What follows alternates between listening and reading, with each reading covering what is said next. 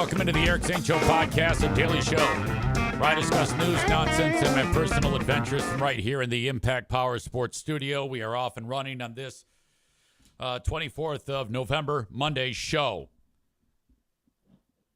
All right, I was stuck in the middle of a power struggle at the hockey game Saturday night. That's a bad feeling when you're being pulled in one direction by one authority figure and another direction by another authority figure.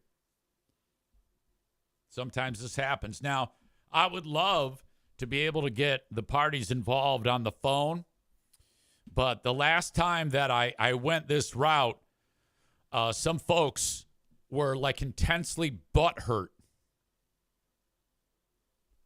In fact, let me back up to that moment before I get to this moment.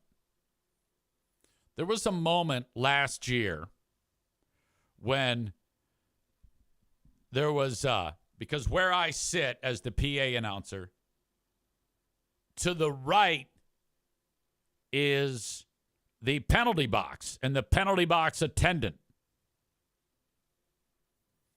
And there's a guy from the other team in the box. And our guy opens up the door when the penalty expires, and then the guy skates out. His penalty is over. Well, it just so happens that in this particular moment, the puck happened to be right out in front of the penalty box. A dude comes out of the penalty box, scoops up the puck, skates in, breakaway, boom, goal, buries it. We're like, now you're supposed to razz the guy who opened the door. Now, it's not that person's fault. The penalty is over. You got to open the door. It's just one of those things. Okay? You're never supposed to, wait an extra second if the puck is there. You get in trouble for that shit. You let him out of the box. Short time later, the same thing happened. And so it happens again. And we're like, he did it again! He did it again! It was incredible. 2 goals on breakaways. This is 1 in a million. I mean, it happens once every 5 years. But on consecutive power plays, it's intense. So I come on here on a Monday. I start talking about it. And I end up hearing from this buffoon. And he's like, yeah, I just want to say thanks. And I'm like, what? What happened? Yeah, in my business, and he makes up this fairy tale, and this did not happen. There's no way. He goes, yeah, I've lost, he actually made up some ridiculous amount of money.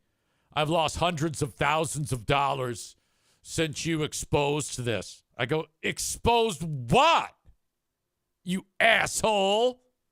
You opened the door. You didn't do anything wrong. The hilarious part was razzing him. Razzing you. That's it. Oh, yeah, I've lost hundreds of thousands because I think I posted on Facebook a synopsis with dude's pick.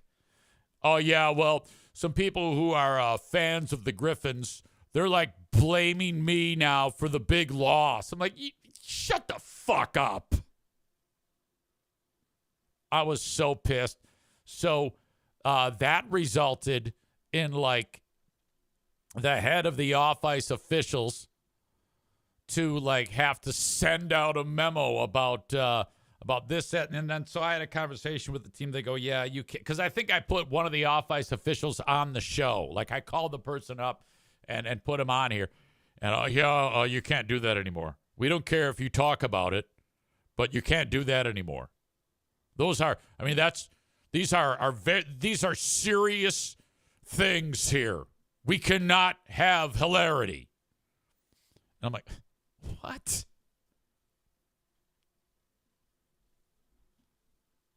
Hold on a second. Darla, baby, don't lick.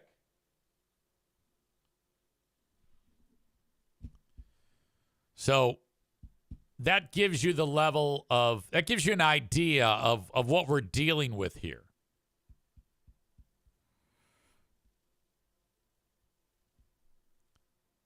Fast forward to Saturday, and I am literally, I did nothing here, but I'm in the middle of it, and it was outstanding, and I'm absolutely going to tell this story. So the other team scores a goal, and there's this group of people that are upstairs, the other off-ice officials, and they review the footage, and they determine that whoever scored for the other team did so unassisted. Okay, number so-and-so, 20 whatever, gets a goal, and so I announce it as such. Checker's goal scored by some guy, number some guy, unassisted at 8:05. So-and-so unassisted at 8:05. Like significant amount of time passes, and they review the footage more. When I say significant time, like a period. Hey, there's a phone that rings right next to me, and there's these two off-ice officials, and the one guy is the statistician and scorekeeper. Okay, so I've got the scorekeeper and I've got the shot clock operator, or the clock operator next to me. And hold on. Darla, quit it. No, don't do that. Drives me nuts. No paw licking. Are you like me? You can't stand the paw licking? It just freaks me out. I can't deal. He's standing by a bat phone. It's a landline phone, and it's old. It rings, and you know it's going off, the fucking phone. He picks it up. Yep.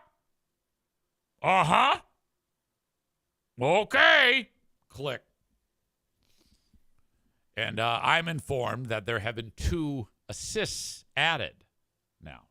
Now, that never happens. Usually it's just 1. But they've taken an unassisted goal now, and now there's all of a sudden 2 assists on what was an unassisted goal. Okay. All right. Yeah, you gotta announce this. And I will say that we always have announced when there's a correction. And I usually say, scoring correction, so-and-so goal, credit assist to number so-and-so and number so-and-so. That is it. It takes 5 seconds. And I've always announced that because the scorekeeper says, you got to announce that. All right, sounds good to me. But I typically run it up the flagpole to game operations. These are 2 different entities. You've got off-ice team and game ops team. I answer to both. And I said, ops, I've got a assists, and I can't ever just hit a button and talk. That does not happen. I am simply directed. Eric, talk about this now. Eric, read this now. Eric, do the goal call. Eric, do the penalty call. I'm never just, hey, guess what? You know? I mean, that'd be ridiculous. I have a director that's telling me what to do. So I say to the director, I go, hello, got a couple of assists to add for the Charlotte goal. And it's met with no. I go, okay. I say nothing. I don't say why. I just answer. Okay. Short time later, scorekeeper goes, you gonna announce that goal? I go, actually, the bat phone rang again, and guy on the other end who's upstairs watching the game, he goes, don't forget to announce the assists, the added assists. And my guy next to me goes, yep, he's going to do it. So he is under the impression that I am now doing it. And I have been told I am not doing it. And then he goes, you gotta announce the assists? I go, well, normally yes, but I voiced this to the operations or the director, and he said no. And my guy in the booth wrinkles up his face. He goes, what do you mean no? I go, well, He said that we're not doing that. He goes, you have to. I go, okay, hang on. Stand by. Hello, director? Yeah, easy. Scoring wants me to announce those assists. I said, no. You got it. I look at the guy in the booth, and he goes, well, I go, yeah, he told you to go fuck yourself. He goes, what? I go, yeah, he doesn't want me to announce it. I'm passing this information along to you. Well, you better goddamn announce it. You better goddamn announce it. Or there's going to be hell to pay. I go, okay. And then I get back in there, and I'm talking now, and I'm having this debate between them. I'm like facilitating the debate.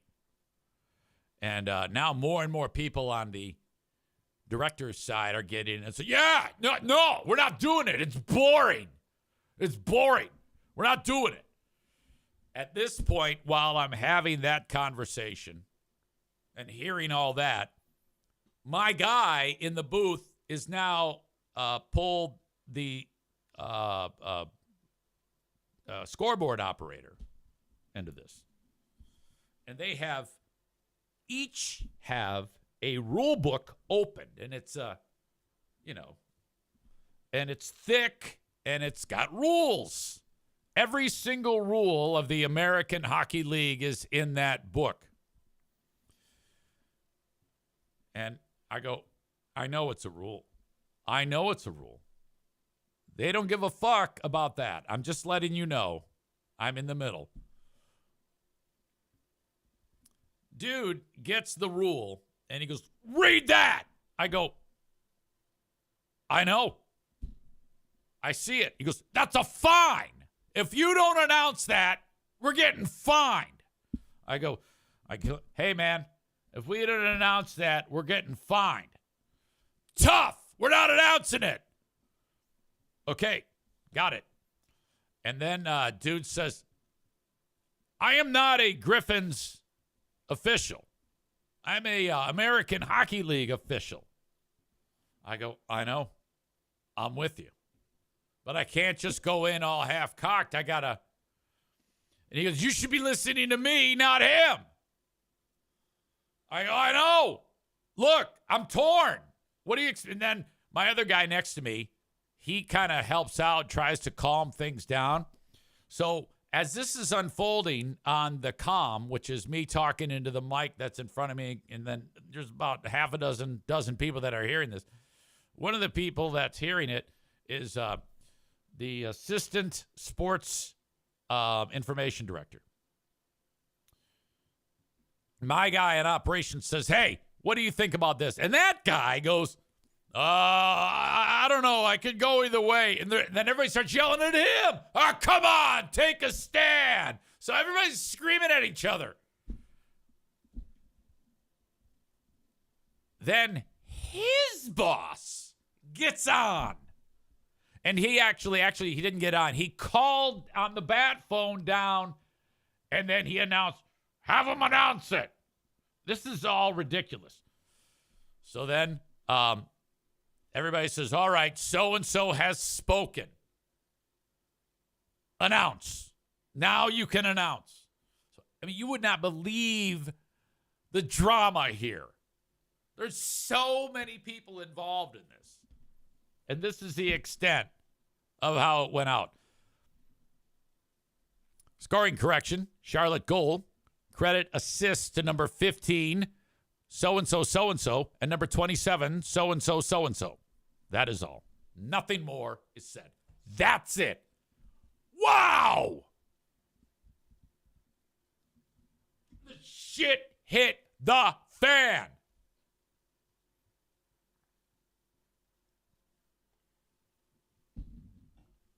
People were ready to kill.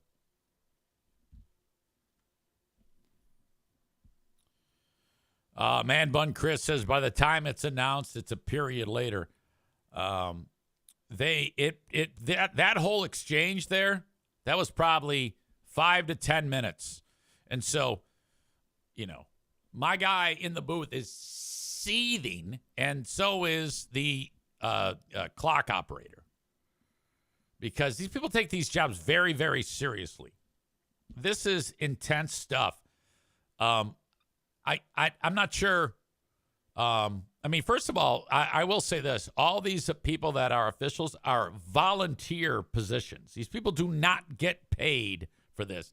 They get, they might get a couple of tickets and like a $20 dining voucher. But essentially, they're doing it for free. And, it was just a fucking catastrophe. My God.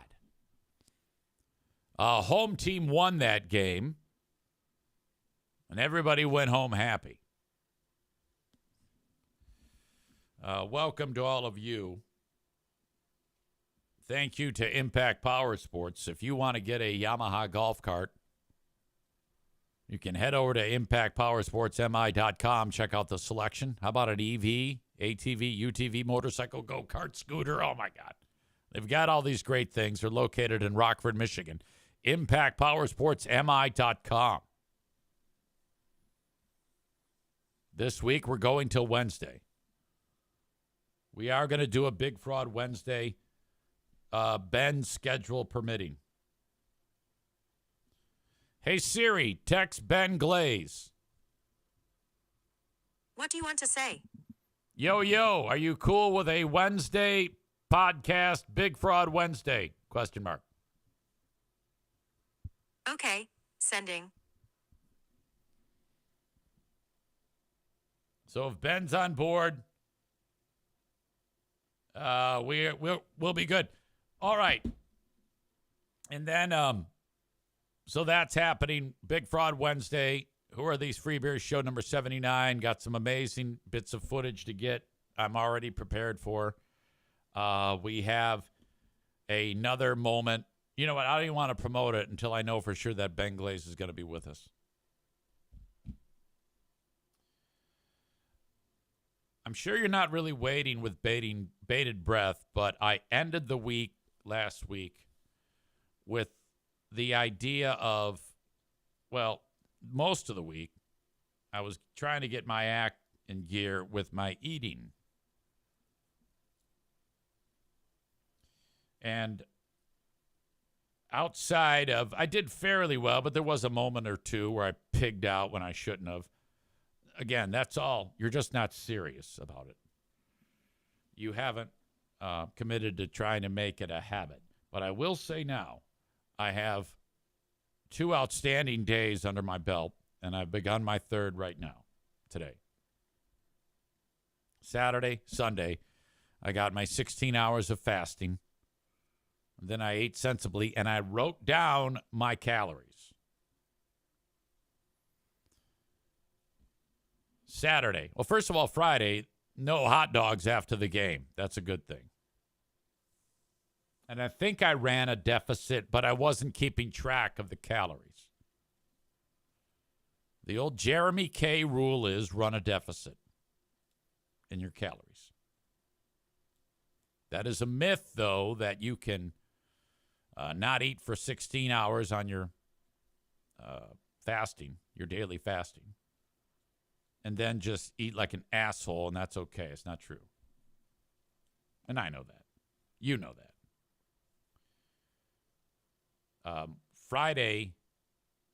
Saturday, I finished the day at about 1,500 calories. I usually need about 20, for my level of activity right now, 2,250 for my age, weight, and height. 2,250 is, you start to get more than that, and then you're not in a deficit anymore. So, 600 or 700 or so calories in a deficit. Saturday is in the books. Sunday, 16 more hour fast. And then I ate sensibly again. I did it. And I even had, we planned on having these smash burgers, which just are so good. Oh, my God.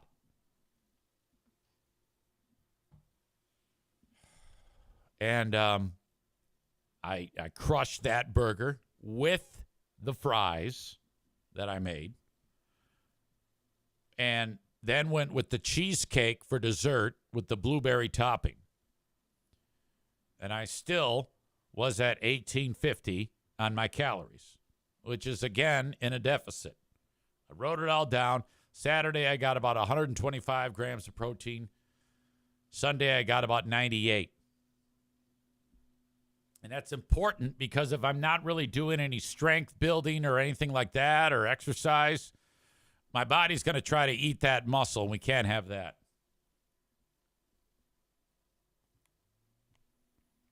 Man Bun Chris says, well done, though. Have you tried Map My Fitness? Really nice calorie tracker for free. No, I haven't, but I'll check that out. It's really not a big deal what I'm doing, though. I'm just writing it in a note taker, and I know what the caloric amounts of these foods and the amounts. The only way I can be successful doing this is if I actually measure out the amount of food that I'm going to eat. So that's basically what I'm doing. I'm not doing anything fancy here. I'm simply like for the cottage cheese, I'm reading the side of the container. One serving is a half cup. So I've got a measuring cup. I put a half cup in there and I eat it. And then I write down the calories and the protein. And then that's it. By the end of the day, I add up. I do that math. Boom. Good to go. Try to keep it under my 2250 a day, which is required for my, again, age, height, weight, and activity level. Okay. And I don't, what's a big positive is the cucumber. They sell these small cucumbers, or any cucumber would work, or any celery would work, or even a carrot. If I knock back the full carrot and the cuke, we're looking at about 35 calories.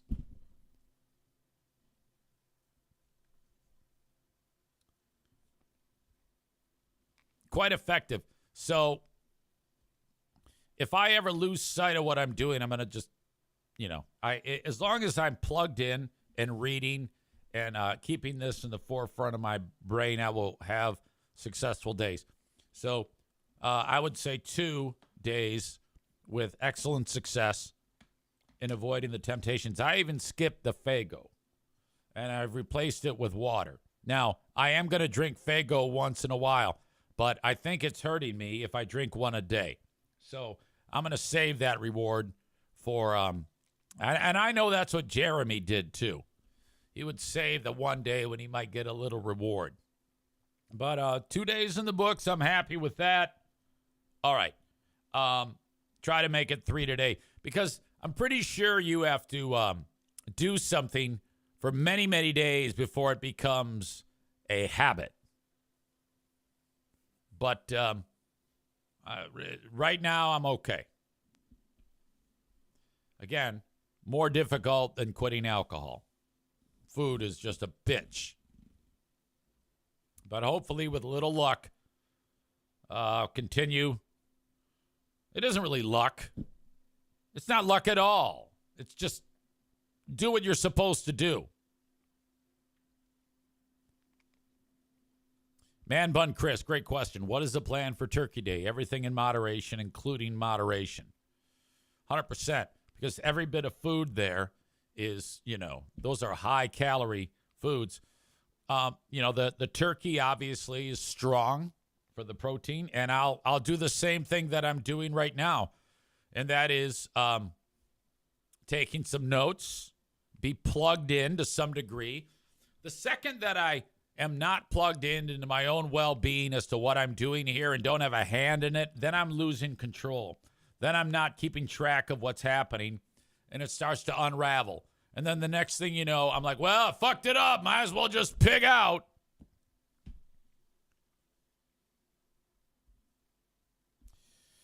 All right.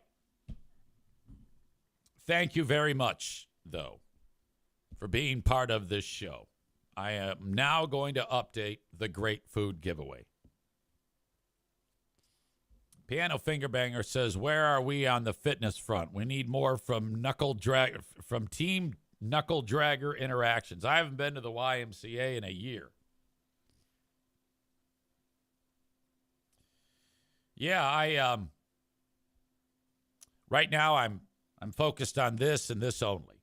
I'm doing some bits of exercise, like I did my 3 sets of fast air squats today, and I actually have a couple of weights in here. Like when I get a few minutes, oh yeah, I'll pump some iron. Well, what the hell?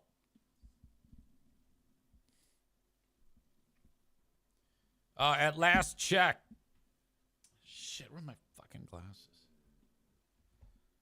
We are now at $2,016 in hat passing, virtual hat passing for the Great Food Giveaway. I'm going to count up the number of people that have helped us in that regard. 1, 2, 3, 4, 5, 6, 7, 8, 9, 10.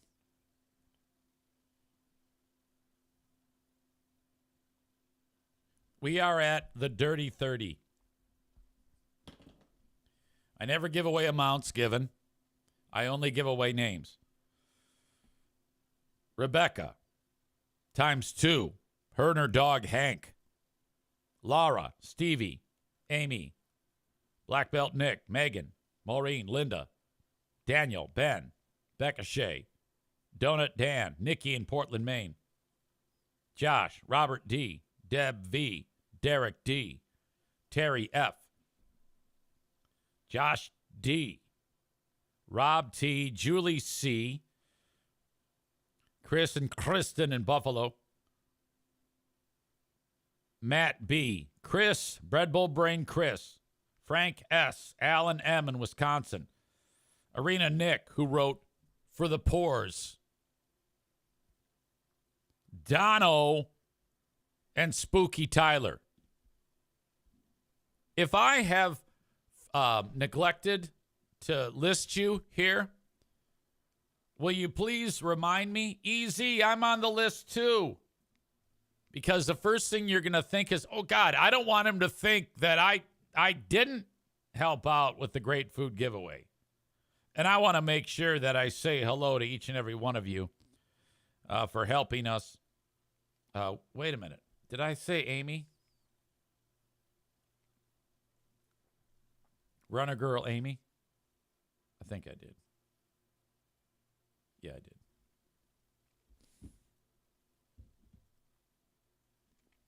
Bread Bull Brain Chris says, wrong Chris. I haven't donated yet. Okay, my bad. Chris B is who I am talking about. You are correct. Chris B. Bread Bull Brain Chris. We'll check in later. As we sit here and discuss the Great Food Giveaway, I like to point it out every single time that I do that if you are looking to be part of our virtual hat passing, I'm going to post it in the chat right now as we speak.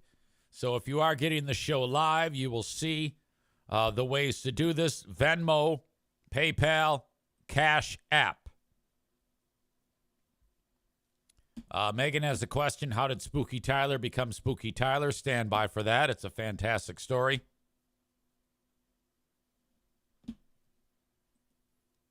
Yeah, not everybody is here to get all the moments in time. Like, hey, I'm curious. What happened? By all means, ask questions. Also, a great question by Chris. I'll get to that in a second. That would be Man Bun Chris.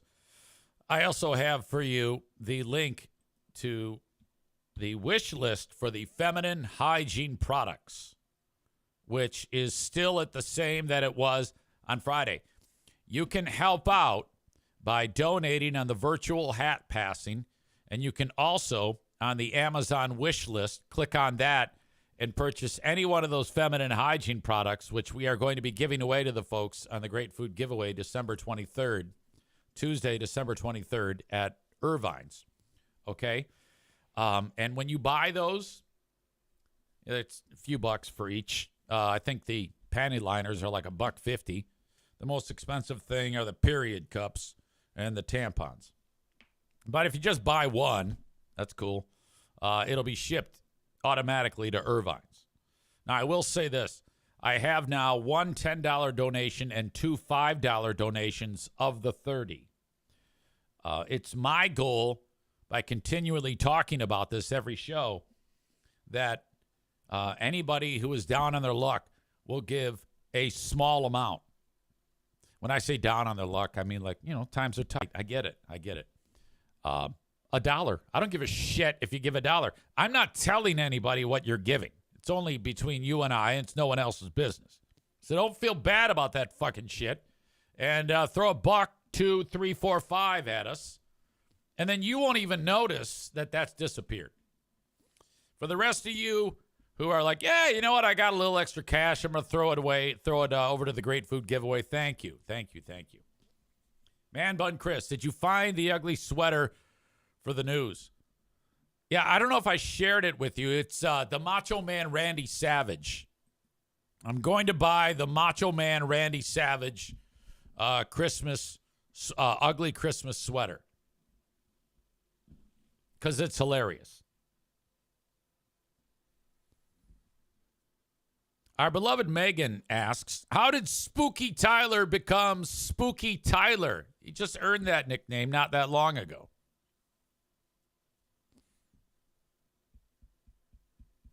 So I walk into Pinball Land for the last pinball event. Behind me is 25 friends and audience members, friends, who were with me at, we were all together at the corner bar having hot dogs and whatever the hell else you eat there and a drink or two. I come walking in, and there's Tyler playing pinball. He turns around, sees me. I go, oh, hey. Now, every time we've done this, the pinball outing, he does not go to the get-together beforehand. And I know he's said to me many times that he's intensely shy. And I'm always like, well, no, you're not. You're just, you're convincing yourself you are. You just need to challenge yourself. Challenge that anxiety. Get out of your comfort zone and get used to it. That's what I did. I forced Black Belt Nick to get out of his comfort zone, and he finally did. I mean, this guy is like a champion kickboxer. And he's like, oh no, there's people there. I can't. Shut up. So he finally showed up, and he's like, yeah, what the hell was I shy about? It's ridiculous. So he's intensely shy, but not anymore.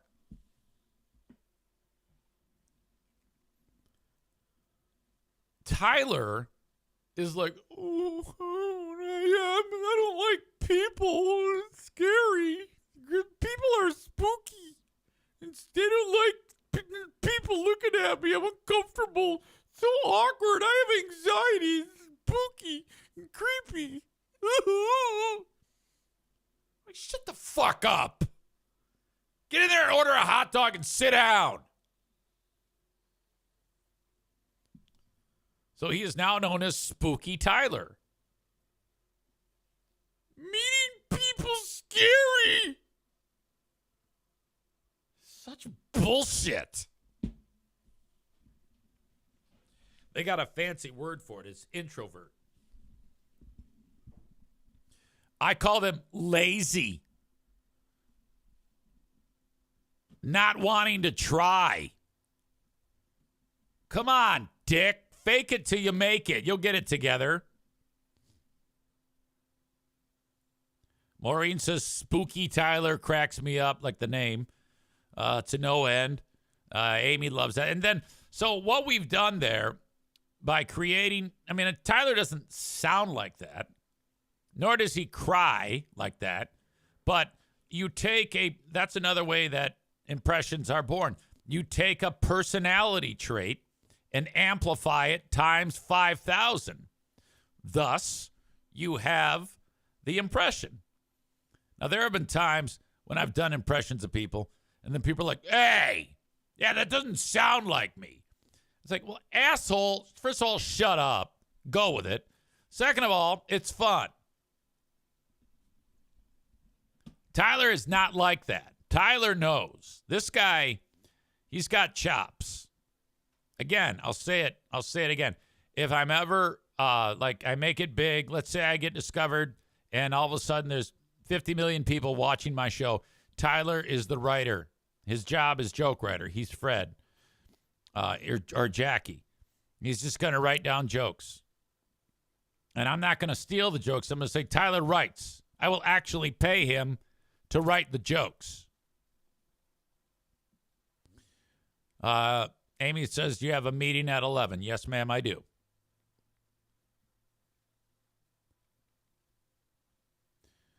Five minutes to Hilljack radio staff meeting.